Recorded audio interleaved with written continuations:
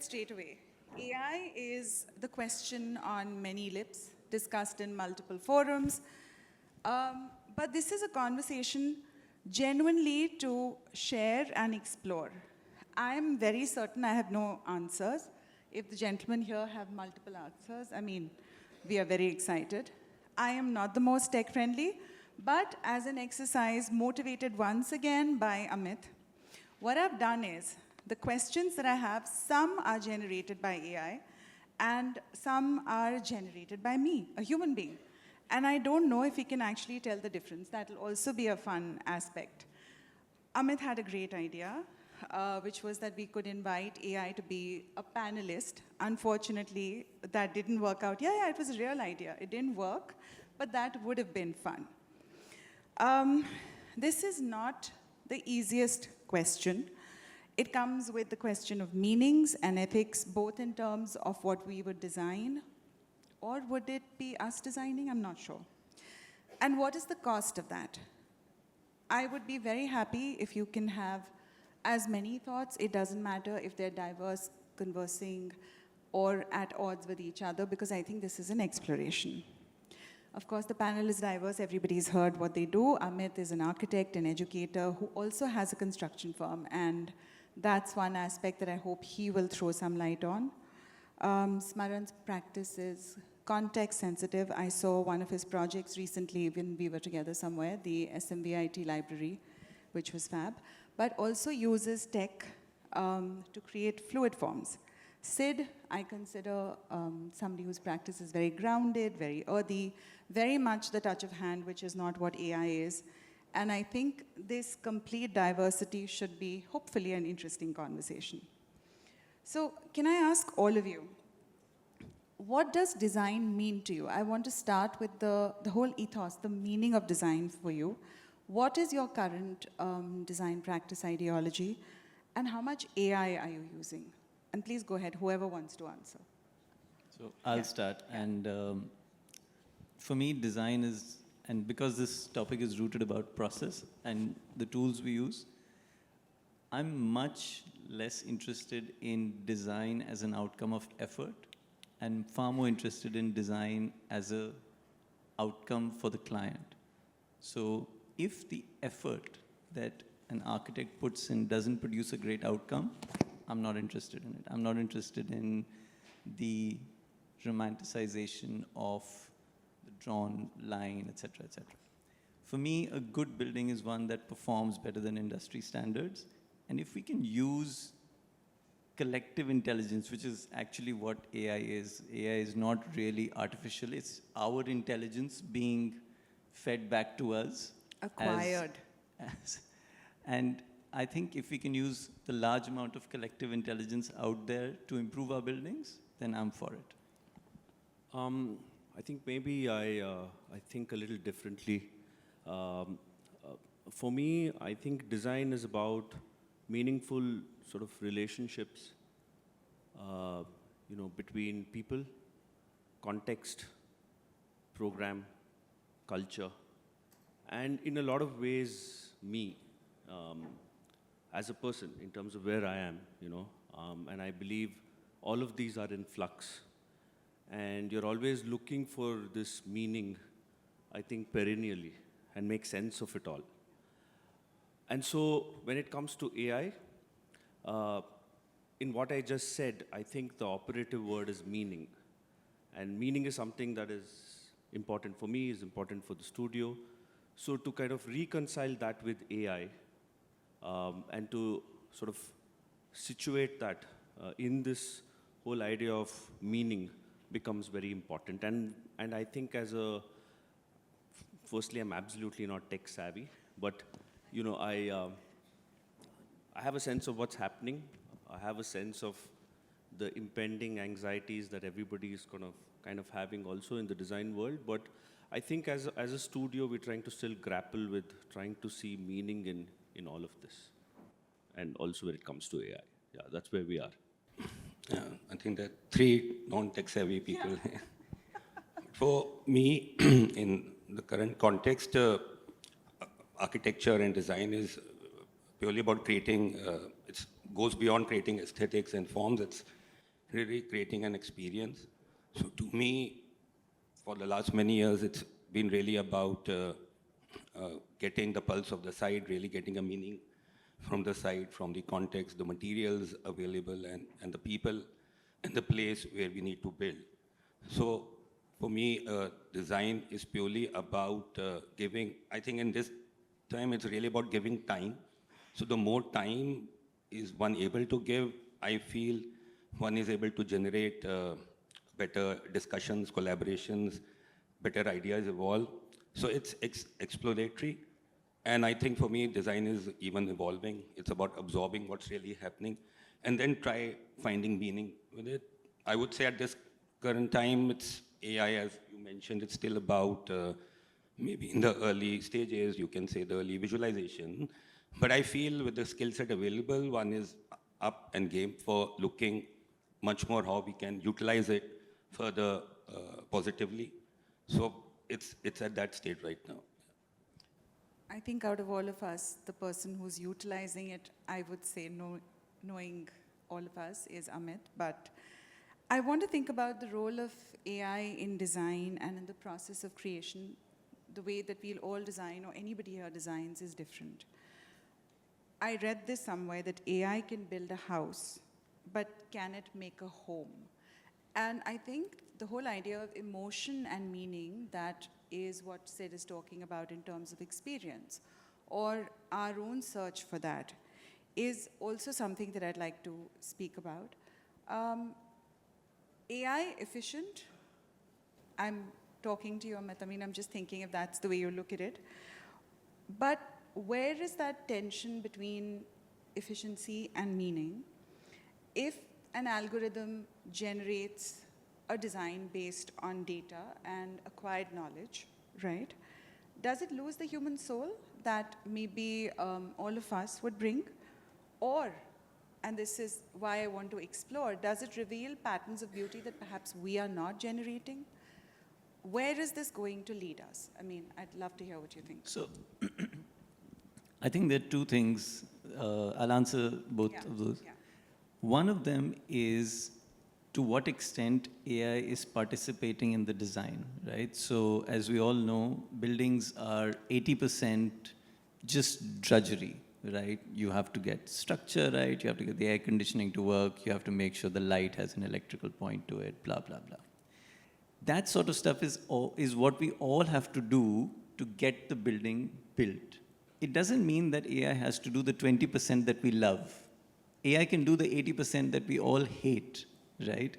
And if you need to take a decision on whether your 80,000 square foot building should have a water-cooled chiller or an air-cooled chiller or a VRF system, and whether the condenser should be in the basement or whether it should be on the terrace, let AI do that. AI doesn't need to replace the intent behind the building. And if you think that this building needs to be expressive of a certain time and place, it can still do that. But AI doesn't need to, I mean, you can't hold yourself back from not using it for the drudgery, right? So I think that is one point, that it's a tool, just like, I mean, I shouldn't say this because one of my interns is in the office, but an intern is a tool, right? An intern is a tool for producing stuff that you don't want to do, right? And so AI similarly is a tool for doing something that you would rather not do. Good Sorry, equation. yeah. Good equation. So, and sorry, give me the other question again. The other question was going back to, is there something that AI is revealing, maybe patterns of beauty that we are Is not? AI, can AI potentially be better at your job than you are? Not the 20%, but do you think the 80% of drudgery that you're talking about, are you thinking that AI is going to do it better? Is that the reason, or is it just you don't want to do the dog work? I think there's a bit of both. I think AI can definitely do it better because at the end of the day, my job is to take a decision on the right thing to do. And if the information comes via a team or via a console on my laptop, it doesn't really matter, right? If I have the information that I require to make a decision, then I can take a better decision. And that's what better buildings are about. I'm going to circle back to this because I think it's a little more complicated, because decision-making, relevance of data and information, and the authenticity of data is today in question. but we can talk about this in a bit. But to talk to both of you, because again, the Luddites sitting on this side of the fence, do you think that AI can measure the intangible, that sense of belonging or comfort or well-being? He's saying he's not going to look at that at all. But how is AI being used to create that as well? Because there's so much of AI that's being used to generate complete design ideologies. Can AI do that in any way, in any form? Do you think it's a possibility? Firstly, where I agree with Aman is that I think in a certain sense, whatever little we know about AI, because it's changing rapidly, is what's very clear is that it's going to replace mediocrity. And whether we like it or not, 80 to, 85, 90% of what we see around us is mediocre. And it's cookie cutter stuff. So all of that, I think, there is no question in my mind that AI is going to replace that. So that definitely is something that I want to put on the table. With more mediocrity, or you think something better? There is mediocrity, it'll get replaced. I'm not saying with mediocrity. Maybe it's a more sophisticated, more efficient version, because there is a lot of mediocrity in the name of efficiency and in the name of speed, right? So the question is really about the other 15 to 20%, right? And I think that's where issues like sensibility or sensitivity to like place, context, and an understanding of the profession over a period of time, or understanding people and the world and all of that, in terms of how all of that gets manifested into the next line you draw.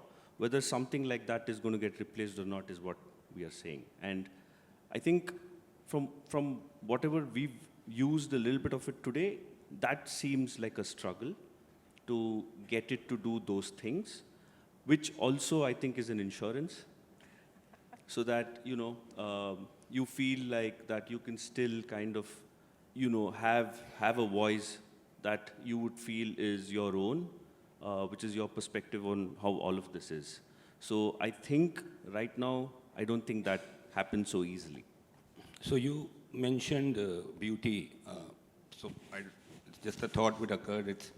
There's something called magic and there's something called beauty. So in my little understanding of AI, probably it might create an instant magic. But if beauty means, let's say, we've grown up with timelessness. Now, to me, timelessness is critical in our process, and I think it comes with probably restraint. It comes with some amount of intuition, years of experience, and all of that. Those. So the fact remains, while like our practice tries to work more with material, so I often think like how can it really relate to, let's say, the texture of wood or the weight of the stone, stuff like that. That when it comes to materials and a choice has been made and you have to do some decision making at the site. Like in our context, things change rapidly. You pick up things at the site, you have to probably quickly make a project much quicker. And there could be many, many factors at least. So how does it really relate to when it comes to factors like that? And then how true can we be to this process of working with materials? And that I'm trying to seek an answer. How do we relate to that? Yeah. I think Amit has an answer, but because I think what you said was interesting. That was what I wanted to talk about next, that there is an intuition, maybe it's irrational, it's something that all of us have which is different. Nobody in this room will think exactly the same way, because it's not only learned, it's experienced, and every experience is unique. But I have a question which is, again, thinking about the fact that if AI designs a space, let's say 80%, 20% not relevant, if AI designs a space that evokes the same human emotion, that does manage to evoke it, that we are trying to evoke, because we all want to create experiences and emotions. Does it matter that the creator didn't feel those emotions? The fact that AI has no emotional relevance at all in our practices. And how relevant is the idea of emotion in our practices? I think it's very relevant to all of us. But if AI reproduces that, where are we? Let's say I mean, we've all experienced the frustrations that we have with clients, right? So can an AI be infinitely patient, right, compared to an architect? Probably in that department, it's going to be better, right? So let's say a client's requirements are a sine wave, right, through space and time, and they go up and down and they go left and right, and you react to that. You may come to a point where, you know, you have a cutoff point and say, you know, I've had enough and I will deal with this tomorrow. But AI is infinitely patient. Because AI is infinitely patient, it is in many ways the perfect spouse, the perfect architect, the perfect interior designer, the perfect everything, right? Because it is always going to try and solve your problem. It is never going to say, oh, you know what, that's bullshit. I'm not interested in what you think about how to, you know, solve this sort of flooring junction, right? So it'll be infinitely patient, and maybe that is a much better quality that you want, rather than a combative human who comes back to you and says, you know what, you can't have it your way. I'm not sure what the difference will be in terms of your experience, right? So, I mean, I'll give you an illustration. You don't want somebody to say, this is bullshit, stop it? No, but I'll give you an example. I'm just It's asking. like spell check. Spell check is great, right? It works in the background. It just tells me I'm wrong here and I'm wrong here, and why don't you try this, right? And it fixes my problem, right? And it's infinitely patient with me. I can make hundreds and hundreds and hundreds of mistakes. And I think that is the sort of analogy that I have when it comes to a service provider, right? And let's say we are putting ourselves in a hallowed area where we are the designers and we sit at the top of the design pyramid. But if you're an MEP consultant, right, and you have an infinite amount of patience with, right, it's the perfect MEP consultant, right? Because I can send it plan after plan after plan after plan, and it'll always give me a plumbing solution to it, right? So in many ways, maybe AI is a better partner in design to an end user, and maybe not for us. But anyway, that's my view. I don't know. I think just to kind of extend that analogy a little bit, there is spell check, I understand, but I think here the conversation is about, let's say, writing poetry, right? And we are saying, you know, is there a difference when, you know, somebody does it versus, you know, AI doing it? And I mean, just again, extending that analogy a little further, I was just thinking about, this text to image, you know, which is AI. A lot of it is that. I mean, so that would be thought to image. And then I was thinking that there are books that we've read, and there are movies that are made on those books. And so the memory of a movie pretty much is the same for everybody. Once they've seen the movie, it could be a great movie. And that's text to image in a certain sense. But it's a shared memory, and there's a homogeneity in the experience of the thought that went behind it in the text, like the first principles of it. But then if each one of us reads that book based on our conditioning, based on our upbringing, based on who we are, where we are in our life, each of us will, I think, imagine that book very differently. And I think there is something beautiful in that, you know. So, you know, I don't know, it's just a... I mean, I think I sit on the same side of the fence. We're laughing because these are conversations that we've had multiple times. I think there's also this friction that possibly enhances creativity. There's these messy human relationships that we have. We've worked on a project together, Amit and I. Mohit, Amit and I worked on a project together. Sid and I are working together. And there's a client, there is an MEP consultant, there are multiple collaborators, you know, there's context, and like you said, there's constant flux. But that messy, sort of friction-driven space is what I think sometimes gives birth to the best ideas. Sometimes you'll have a goof up that becomes your idea for solving that goof up becomes actually an end result of a better design. So do you really think that this sort of messy human interaction can be replicated by AI in any way? Or do you think it's something that you'd like to replace also? Sid? After hearing you and you, meaning I'm processing a project which is currently happening, and I will spin it in that way. Oh, okay. Yeah. So, as you said, a client, we spend 6 months writing a poetry. We dream of that project. We create some fantastic visuals and thoughts, and I must say the so-called structure part was even faster than AI. It was a set of drawings, and it was a project where you couldn't have broken the earlier structure and still make a new structure.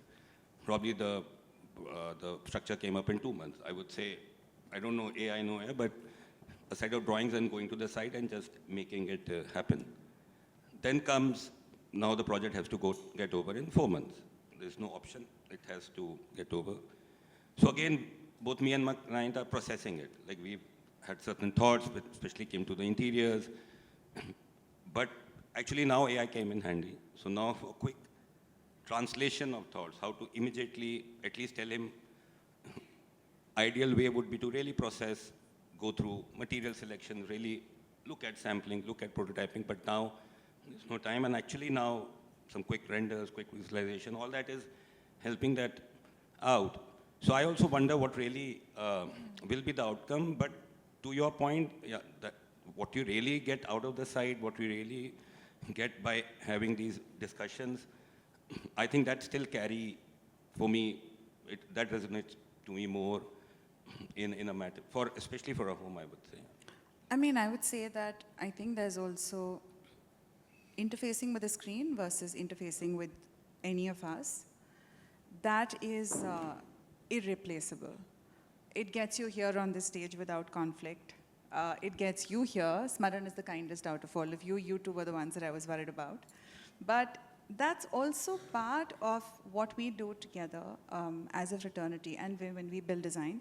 But to go back to the concept that you were talking about, the whole homogenization, it's also social media that came in, and that's the precursor to AI and the visual generative images. I think a lot of us use AI, including us, with many bloopers and not all success at all, to generate quick imagery. But if you go back to media, social media, you will see a certain homogeneous image. You know, there'll be beige and white interiors that'll dominate for some time, and then everybody feels, because there's so much visual bombardment, that there's almost a subliminal language that you feel compelled to sort of create. You have to take an aware step back and say, I don't want to do this. AI is picking up from those images. AI is learning whatever there is already there. Giving AI some sort of relevance in the design process, is it going to lead to a certain homogenization instead of, writing T.S. Eliot or W.B. Yeats? Both equally beautiful and powerful, but different. Would that be something that would concern you, Amit? So the question is about whether a machine will always react in a certain way, irrespective of, and because it will learn from trends, will it always produce the same outcome? That's the question. Not just trend, but it picks the average, right? So it's going to pick the average from what it's reading, the data that it's reading. Right. I think, much like early computing, it is going to be a case of garbage in, garbage out.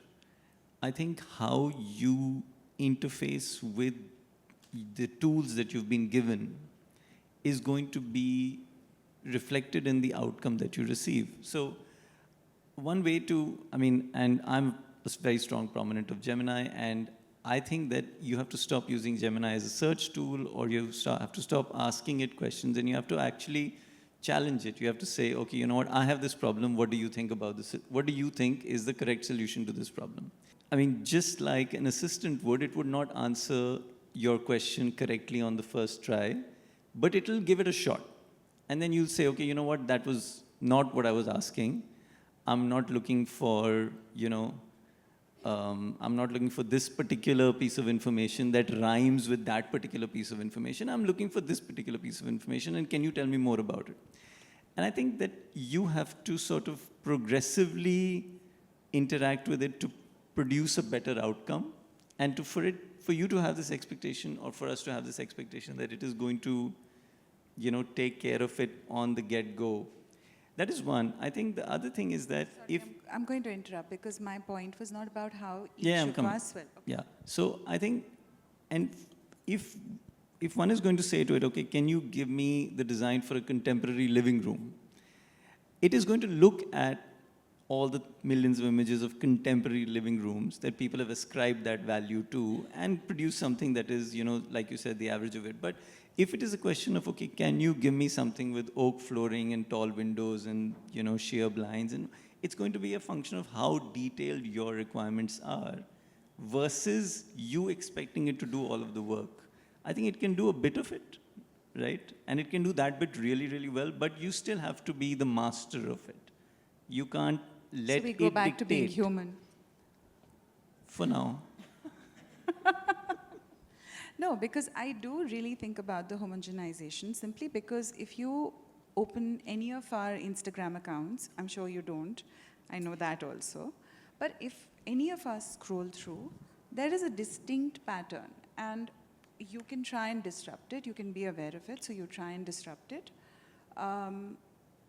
But the fact is that you will see a certain type of imagery that will populate the larger algorithm.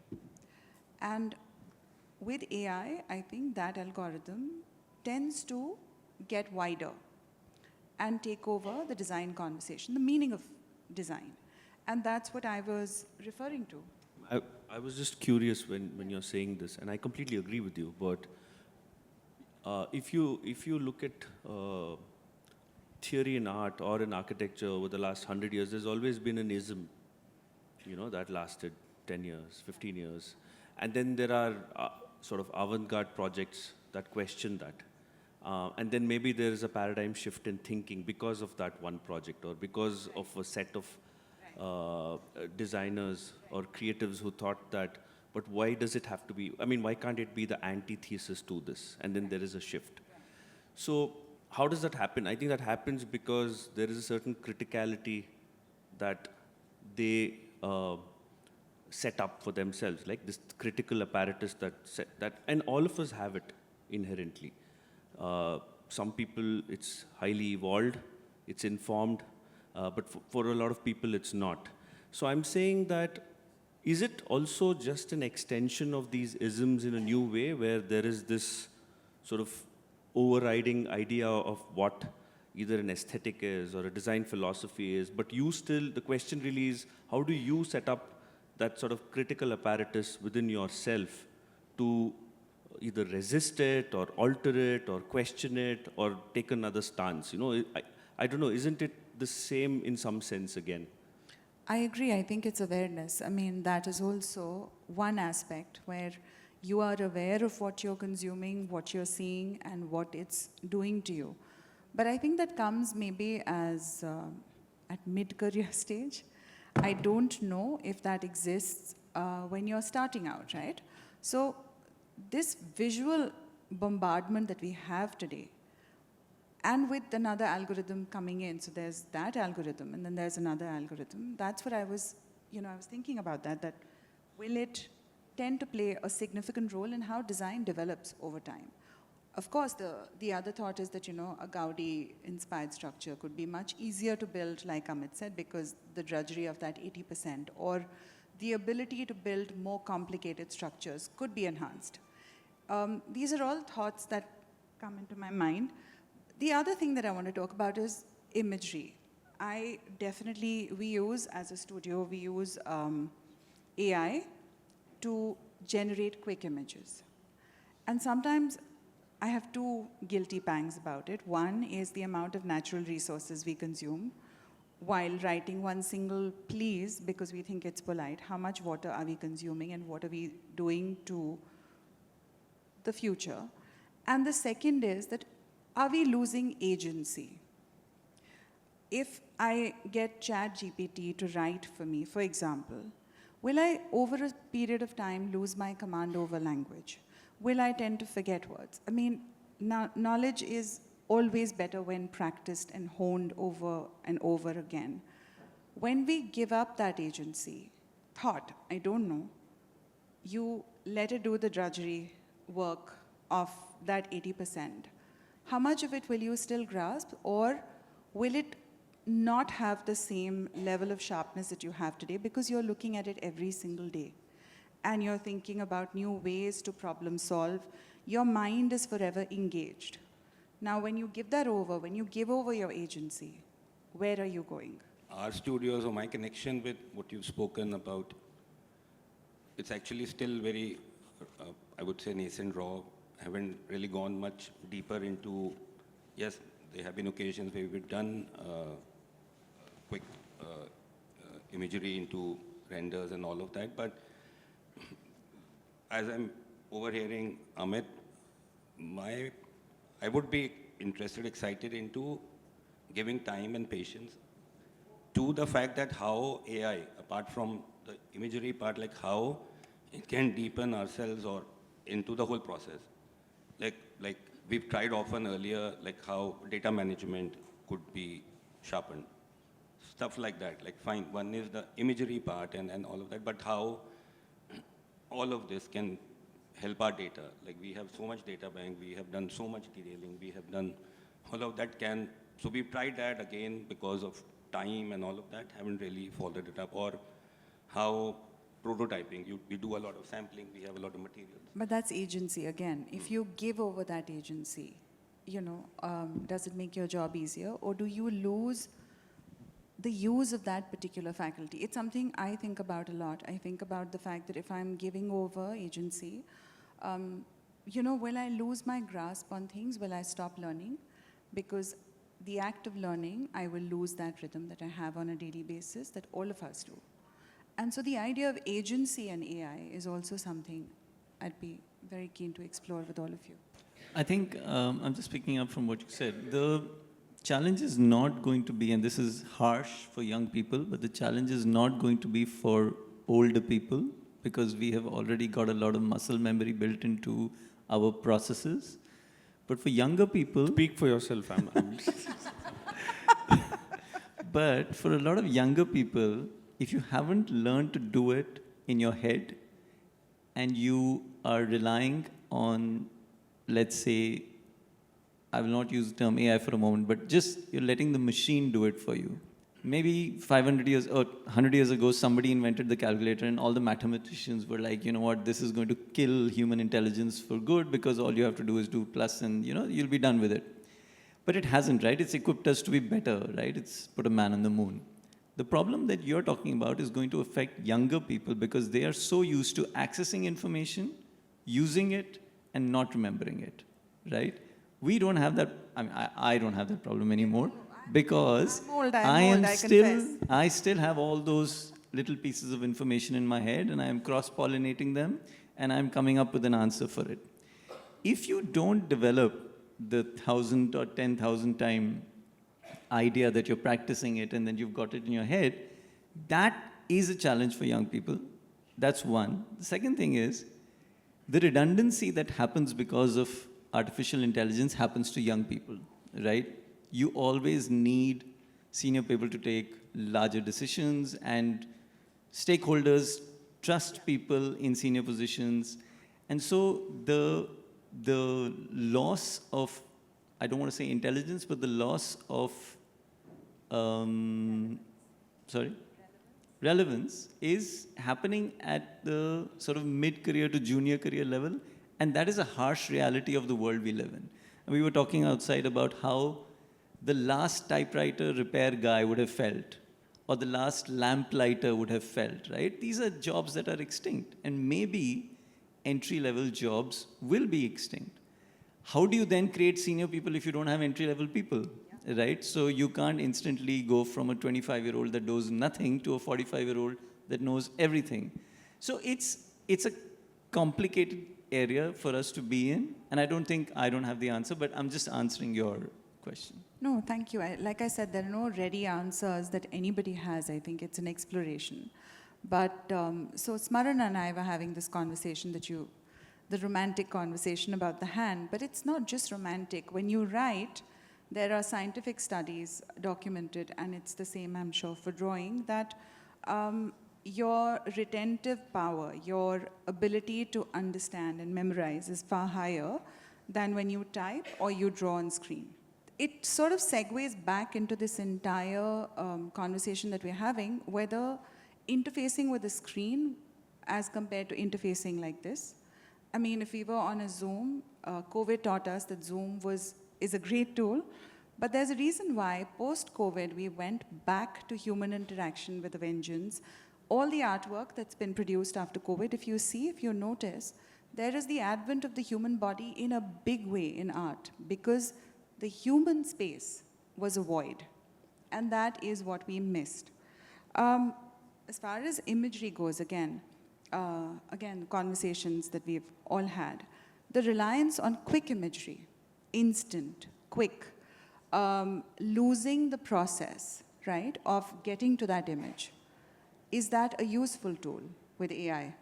I think just to continue on what you were saying, I think because we are at least we were the last batch of students who drew. We drew our thesis, so we did a lot of drawing work, and I think the act of thinking was so connected to drawing. And what was nice was that there was a tactile connection between the way you're thinking and what you're drawing and imagining what materials you're deploying. So if you were drawing a line that was meant to be stone, there would be a different intensity on the pencil. So you would empathize with that imagined material very differently with the act of drawing, right? So I think in a certain sense, all of this needed a certain slowness to happen. And when you're talking about immediacy, I fear what happens to that understanding that you need in that time that is required to really feel it, right, when you're actually doing it, and here it's you just have to press a button and it's there.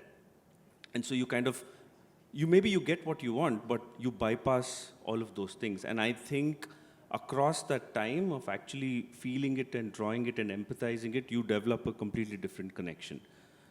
But I know that their ways of thinking, the next generation, their ways of thinking, their ways of processing information is going to be very different. Yes.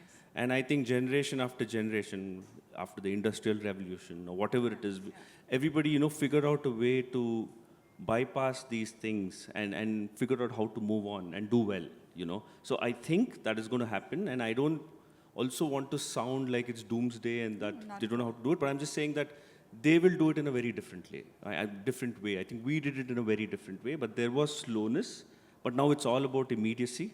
So I think they'll figure out a way to deal with it. I also think a word that you use that I think is very important in design is empathy. Because without empathy, when you're designing for another human being, you lose the ability to walk in their shoes. And I think good design, at least for me, the dinosaur, is about walking in the client's shoes and the ability to translate their dreams, their emotions into a physical space. Sid? But can I talk about the last question? Yeah, please. By all means, this is a conversation, no questions. So I think our favorite tool was a blade. You doing those drawings and then you're making those revisions. So you would ask me yesterday that, okay, we need to show some images. Yeah. And I spent a whole lot of time yesterday. That's the... It's your fault. So, and I started relating, how do I relate with AI? And I went back to my past and my memory lane. Yeah. And I started right from the beginning. And actually it was quite a joyful experience because probably in the beginning we made a sketch, and probably by making a sketch we would have won a competition. So that was the beginning of it. Yeah. Maybe drawing Photoshop elevations or sketches or... So I started jotting it down, and our relationship in our process too has been probably at best, of course, sketches, SketchUp, probably at some stage SketchUp became a digital twin. So all of that. And then while going through the projects again, like we might have done one single elevation, no real image, like just the intent. And even the process to calculate that, okay, if I have to put so much stone, at what cost? So my elevation gets related to the amount of stone I need to put and balance it out. So things like those. And how you keep on, and then we've done a lot of work with craft and craftsmen. And again, I was starting thinking that how more and more all this work done, which has been intensive, projects have taken, just the craftsmen have worked on projects for 6 months, probably with giving them livelihood. You spoke about the fact that, by hand, I still feel we've been trying, so the imperfections of the hand, like what really the beauty in the imperfection of that hand. So the question here is that how, to me, is that while you have all of this as something you've gone through, and how technology, how AI, and how especially for this generation, like how that can become more relatable, like how those nuances and those judgments can become part of the process. You also mentioned experience. Like how can that be experienced? To go back to craft, sorry, I did don't know, want I answered your question, but yeah. No, it's not a question. Like I said, this is a conversation, and I like the fact that it's freewheeling, because I don't think there is any fixed platform or fixed position that anyone has taken. I did want to talk about craft because there's been a new resurgence of digital craft where AI is used to maybe generate a pattern and then a 3D machine prints it super quickly. Is that still craft when it's not touched by hand is also an aspect, because your practice, for example, Sid uses a lot of craft. And again, to go back to the socio-economic questions, because there's nothing that politics doesn't enter. Where is that going in terms of the loss of a whole livelihood of craftspeople in economies like ours, in a country like India, which is craft heavy? I mean, context is everything, right? So to go back to India and how we will look at it, what will that do? And will that be a loss? I mean, to me personally, yeah, a huge loss, because the advent of the hand is so tender, so poetic sometimes. But is there a way that AI can find a way around that? That'll be my question to you. That'll be a question to Amit. You can talk about craft. So I probably mentioned earlier, but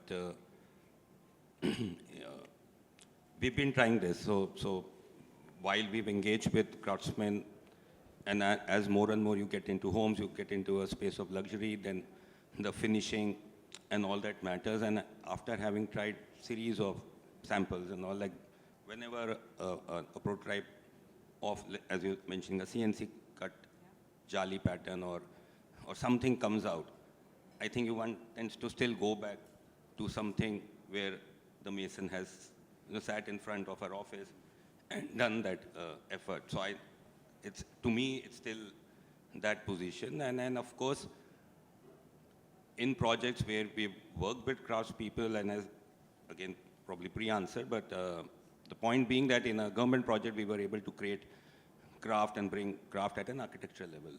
It got beyond just like from an interior space, it got integrated into architecture. And at that point, to explain it to the government, that, how this can happen was a task, but luckily at that point, it was approved.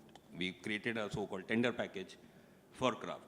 It was never existed, but we had to create something called, and one had to go into neighboring villages and actually do that effort to bring in the right people. They worked for almost good 6-8 months. As I mentioned, it created a livelihood for about 80 craftsmen. Yes, but that was that one project, but I have no idea that how, again, to your point, that how that can get integrated into a larger platform. But I just have a question, is it scalable when you look at craft the way you're looking at? I mean, so let's say you look at it as, let's say, techno-craft for a second. I'm just saying, is craft the way we conventionally know? Is it like now the domain of very few? But how do you democratize it in the sense that it's scalable? Then what do you do? Then do you have to resort to technology? Can I throw another sort of spanner in the works? What I find really interesting is that a lot of craft is also generational knowledge, it's passed down. AI is also acquiring that knowledge, but there's a difference. AI is not generational, whereas craft is. Or is that not the case? I mean, I'm being the devil's advocate because I do think about the fact that a stonemason is learning the skill from his father who learned it from his father, or a moti weaver from Gujarat is going to learn the craft from the women of the family. AI is picking up the same craft and then generating new patterns to help the livelihood of those. Is it generational knowledge? Or then the big thing that I think about a lot is who's the author? I think we all spoke about it a little bit earlier. The authorship of design today.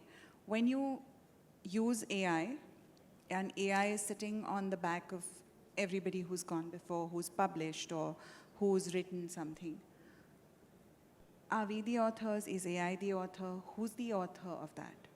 And both things is something I think about, and I would love to hear your thoughts. I mean, Smaran, you were saying something, and then Amit, I'd love to hear. Well, I am the author in the same way that I am the author when it comes to, making a brick building, because brick buildings have been done for, 2,000 years, and it's a succession of knowledge which has been passed down, and I happen to have some of that knowledge, and I'm also using it. I'm the author in the same way that, when I buy a pair of shoes, that idea that you need to have a top and a sole and laces and etc. is accumulated knowledge over many centuries. I think that there is perhaps too much of emphasis that we give on the primacy of our own knowledge, and perhaps that the primacy of our knowledge is the understanding that our knowledge is an accumulation of ideas that have always existed is something that we have to acknowledge as people, right? I mean, for us to think that it came out of my brain, right?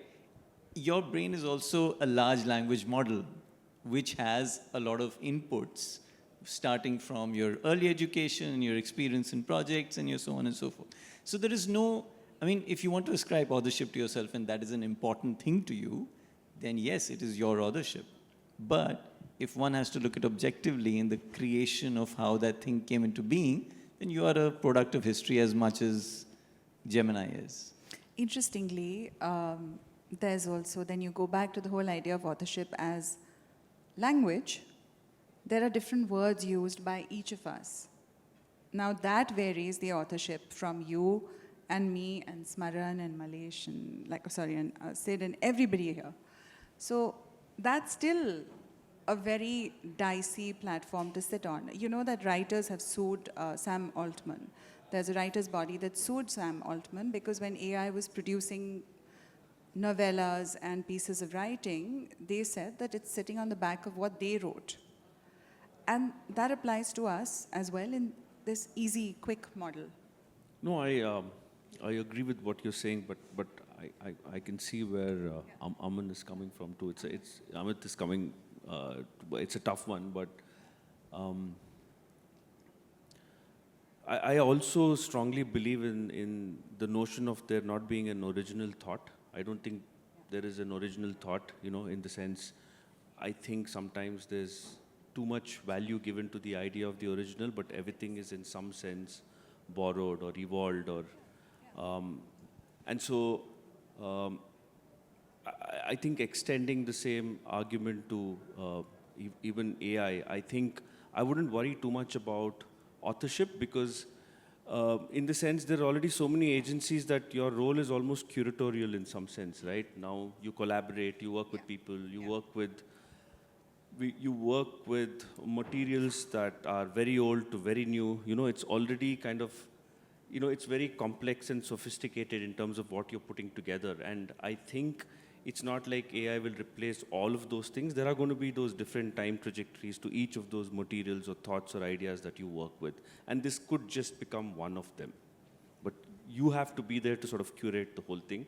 I still believe that that is in your control without putting too much emphasis on originality or authorship. If I just had to give an analogy, if craft is a horse, right? And 100 years ago, we were whipping horses and not feeding them enough, and we were riding them, in towns and villages. And then somebody said, this is a terrible idea, right? Let's get a machine to do this, right? And now we have cars and we have buses and planes and whatnot. The people who are still interested in horses can go and, they can go ride a horse, and they can be, they can still embrace that relationship, right? So if you're interested in drawing or poetry or one of those things, you can still do that, and maybe that will become a niche, right?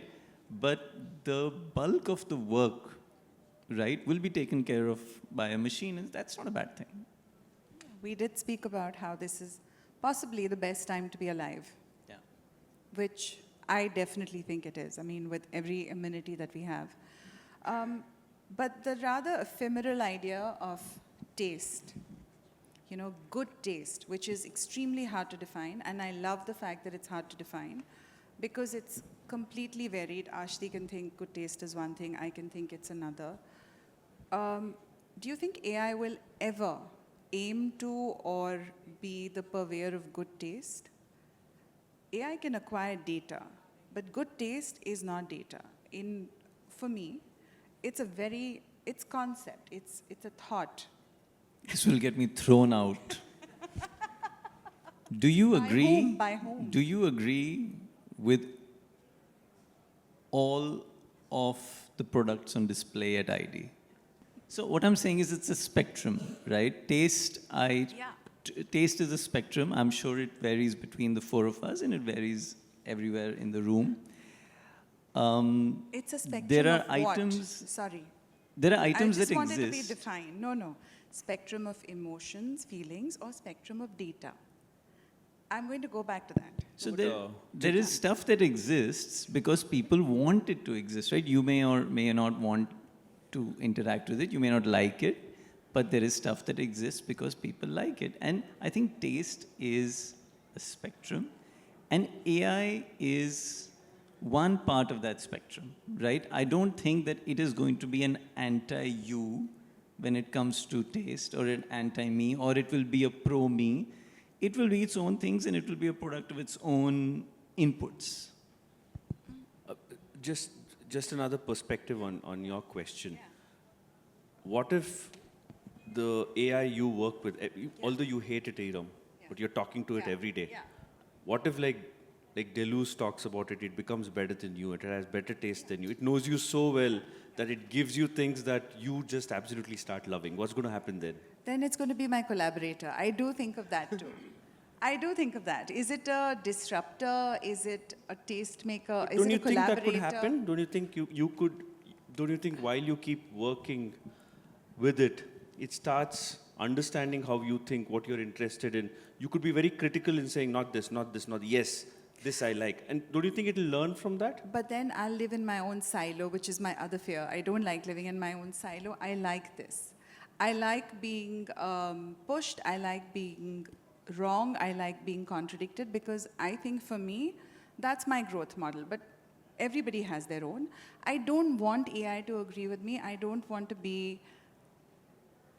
use it in that sense. For me, it's not a tastemaker. For me, an interesting conversation that engages with another human being is much more exciting, because it'll make me think. AI is responding to me, whereas, like I said, the messy human interactions, that friction, is actually causing growth for me. We're going to be out of time very soon, but I have just 2 more thoughts, because you teach, and I want to understand how design education should evolve to prepare architects, interior designers for an AI-integrated practice. Again, I think that is a very tough, it's a very tough place to be for a young architect, because you are so much worse than the computer. You don't have the information, you don't have the depth of knowledge, you don't even have your basic ideas in place. However, what you do have is, the gumption and the will to do something that reacts to the world around you. And I think that perhaps that is the only thing that will define you as a human being going forward. the fact that you are willing to not do something that is expected of you and do something completely different, the fact that you are choosing to be an artist when you could be an industrialist, the fact that you are choosing to paint it blue when everybody says red, I think that is going to be the defining characteristic of a human being. In terms of education, Mr. Chaya before has said it, most eloquently. There is no way that an architecture school is going to prepare you for life in general, but you love the idea of going to architecture school because it does so many more things for you. I think education, for you to expect that knowledge is centered on the person teaching you is going to be your mistake. Knowledge is available everywhere. And the fact that you can go to a computer and learn more from a computer in a day than you can from a professor in a year is very important. You have to be mindful of the fact that the knowledge that you receive from a computer may or may not be accurate, and therefore you have to have multiple sources. So in many ways, the responsibility of your education now lies with you and no longer with, I don't think the previous speakers will agree, but yes. That's a harsh one. Do we have just 1 minute? Okay. It's something I want to throw at all of you. If you could ask AI to design a space that represents home, nothing more intimate and more personal than that, is there one human element that you think it would consistently miss, or do you think it'll crack it all? I think it'll miss something like nostalgia. Yeah, I feel it will miss, again, probably emotion. I think it will miss, I don't know, it will just purely miss the user, like the person who's going to occupy the space, because it's actually for the client. And that person is going to use it for many years. So probably it will miss his lifestyle to a certain extent, or his travel and all of that. I don't know. I think it'll do a great job. Thank you, everybody.